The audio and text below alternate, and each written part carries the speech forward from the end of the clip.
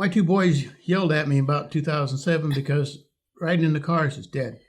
You aren't hearing nothing I'm saying because my right ear was worse than my left. And so they just bugged me to death about getting me my hearing aids.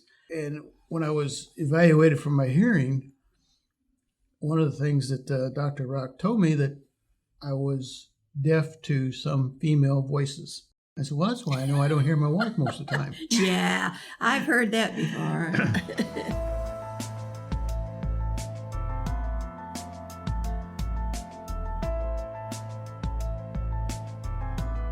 Well, my name is Judy Mays, and we live in Normal. We've lived here more than 40 years, I guess, especially with all that has been going on. You know, you have to kind of try to get busy. So we do puzzle, but I also sketch and paint, which I love. I'm Larry Mays.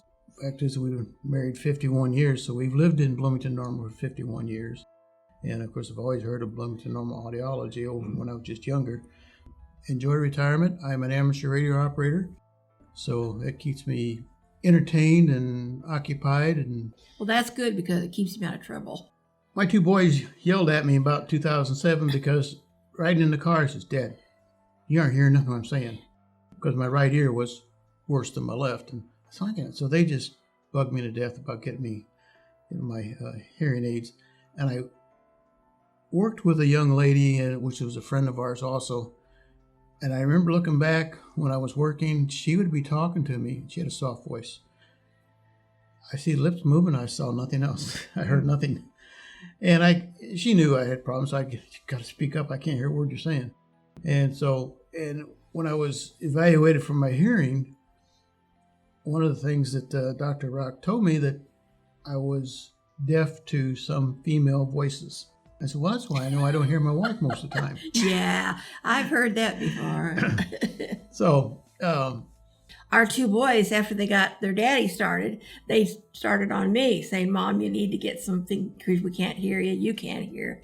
And my trouble was mostly that I can't hear in a large group of people, which is kind of a common thing, I guess, from what we were told.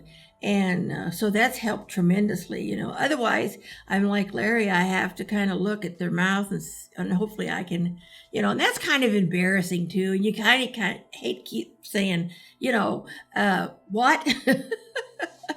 But that's mostly probably was my problem.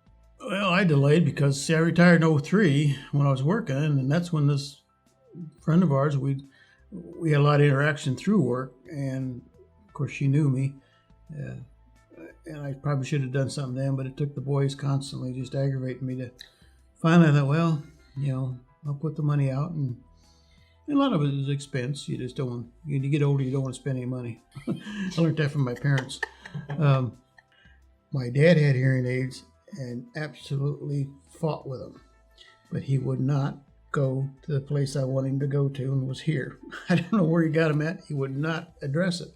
And that was some of the delay because just listening to him complain constantly. I think that's why Mom wouldn't get hearing aids because he just fought him something terribly.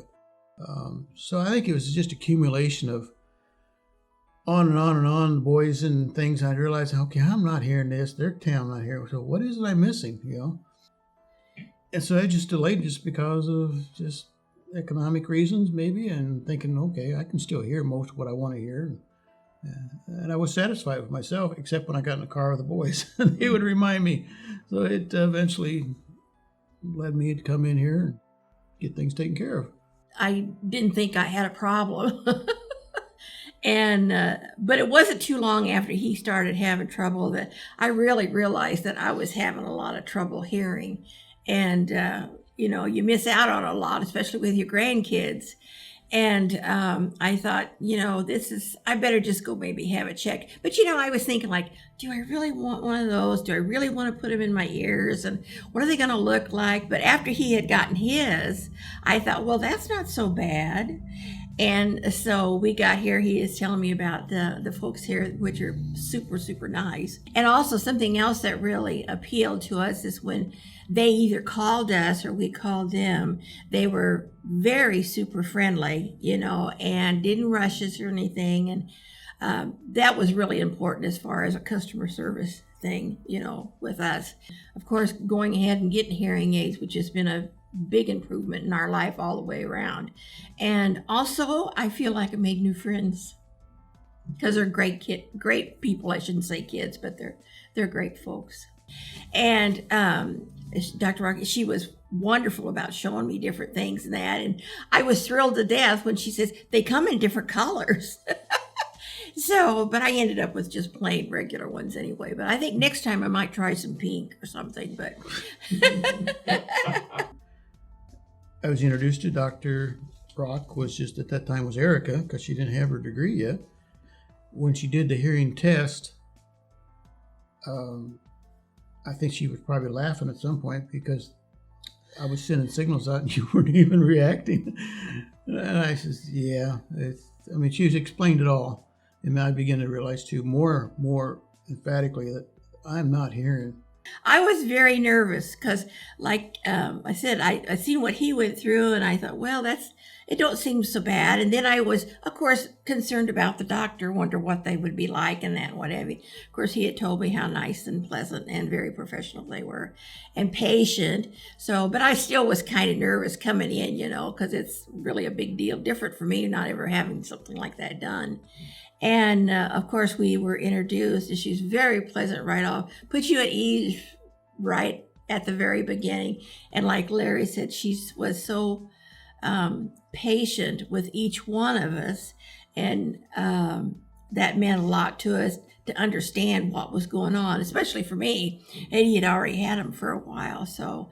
But I was kind of nervous before I came in, but she really set me at ease right away. She set them up for my church service, my outside work, or amateur radio. She was concerned about that. And I said, well, I could hear the Morse code tones, but people's voices, I could watch TV and I hear one person talking, I look at the other guy, I don't know what he's saying. He's talking, but I can't hear a word. It was interesting. They really perked up everything. I love them. Dr. Rock, of course, is there behind the scenes taking care of, she set up 4 different programs for me. And of course, took care of the church. Didn't want that to be a problem because I didn't want to hear. But the amateur radio thing, I ran the radio once. I forgot didn't have my hearing aids on, and I had trouble hearing the guys. I said, hey, I don't want to stop and go upstairs right now, get my hearing aids, but I'll have them on next time. So it's been a plus all the way for me. So, and especially when I came in here and she said we had rechargeable batteries. You don't believe the number of people I told them I had recharged. They'd ask, you got any extra batteries? No, they're mine are rechargeable. They're what? Believe it or not, this last, when this pandemic came up, the dog we had ate my hearing aids. Literally, the only thing was left was the 2 batteries. Well, right at the time, our insurance changed and covered hearing aids. So I got evaluated, and that's as far as I got. Everything shut down. And I do realize how much I missed. I couldn't hear people because was used to having hearing. I couldn't hear people, and I couldn't hear people on my amateur radio, even with my headphones. So when I got my new hearing aids, it was like, wow, I must have been deaf. They seemed to expand my hearing ability, and it's unfortunate because we all think electronic things last forever. And again, it gradually was getting worse. I wasn't noticing it because I was used to those hearing aids. And when I put them new ones on, I was just like, I'm hearing things on TV or people's voices I never heard before. Or I stopped hearing them and just didn't realize it was just kind of gradually faded away on me. And then the new ones, their technology, she's got 4 programs, and okay, I'm an amateur radio operator. I enjoy playing with buttons and things. That was right up my alley, having those 4 programs in there. I switch them around when I go to church. I do them, one of them's for TV, one of them's for reverb, one is for general conversation. I forgot what the other ones is without looking at my sheet at home there. But there's 4 settings, and I have a volume control on one side, which I can change the volume up or down for the overall volume. I love that. Personally, that to me is if you're going to have something new in technology to wear and do, get the best that's going to do you the best and make use of it. You won't be sorry. Yeah, glad to have them, especially this second time around. I was very glad to have them. Surprised because they were very easy to put in and take out and understand what to do with them. And like being able to recharge them was wonderful. And just being able, like, wow, you can hear all kinds of things, It's almost like the first time you've ever had a pair of glasses. You never had worn glasses, Then you put glasses on and it's like a whole new world. Well, that's kind of what the hearing aids did for us, me anyway. I would just say give it a try. Do the test alone, and that test will tell you what you're hearing and what you're not hearing. And definitely go to a reputable audiologist to have that done, and then decide. I was not pressed into purchasing my first hearing aids at all. I was tested, and they told me what I had. And, I went in there to get hearing aids, so it wasn't much of a yes or no. It was more of a yes when I went in the door. That's what I went in there for. But folks may want to take a little time to think about it, and I think you had a certain amount of days that if you weren't happy with it, you could return them. It is a lot of money, and that might be a case for some people. But I would just encourage them at least do the testing. I would say to them, if they come to me, show them what I have and show them how easy it is to put in and take out, and the rechargeable thing about it. But mainly to come to the office, make an appointment with these folks and just talk to them, because I said, or like Larry said, there's no pushing into it or anything, but you can go in. They're very patient, very professional, and really make you at ease about, their product, and trying to just get somebody to come in and try to just look at it to see what it's like, and telling them mainly, what I went through, and showing them what we have, and that, they're not big and bulky. They're not like they used to be and what have you. You put them on, you hide, because us ladies, we like our hair not messed up. And that is not a problem as that goes, That would be one of the things I would probably say. Made my life more productive. Just for the hearing standpoint, we don't realize, as you said, gradually you get less and less ability to hear what's going on. Not everybody, but most of us do. That gradual effect you live with. You don't know the difference. The only people who know the difference is the ones next to you. And they may be getting tired of constantly being asked to repeat things to the point where they will stop saying some things to you just because, I don't want to go through this again.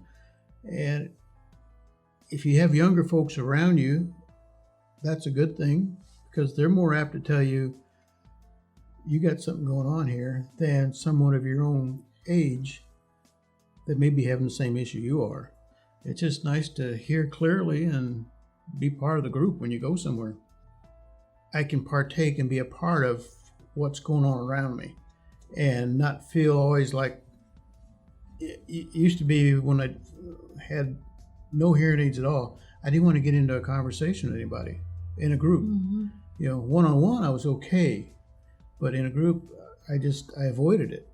I think it's just being able to be involved and not being concerned when you walk up to a group. Are you going to be able to be part of that group, or just kind of like hide back in the corner? Well, I think you are very self-conscious, when you can't hear something, and you're not always wanting to just jump right out and tell people, because like you said, it's kind of embarrassing, and you hate to keep saying, huh. And so I think, unlike Larry, it made you not kind of want to, join in with different people or different things. And especially if you were in a crowd, like at a restaurant or something, which it was very difficult to hear, like for myself anyway. Because a lot of it just sounds like it's, and you can't understand what they're saying. Of course, that's very important to us.